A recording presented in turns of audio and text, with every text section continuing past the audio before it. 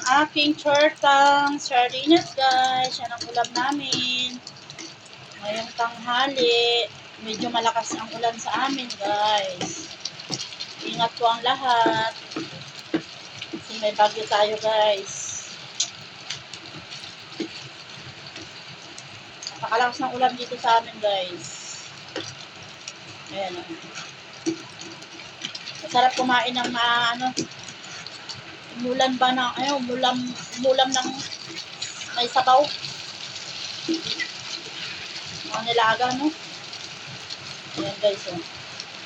Medyo ito toasted ko. Kasi yun yung gusto ni Sintana kasi. Medyo toasted, guys. Ayan, oh. Yan ang aking ulam. Tortang sardinas. Ayan. Masarap yan, guys. Sino dyan yung nakaka-relate dito?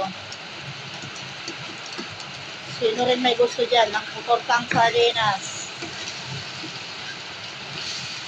Yan. O, napakalakas ng ulan, guys.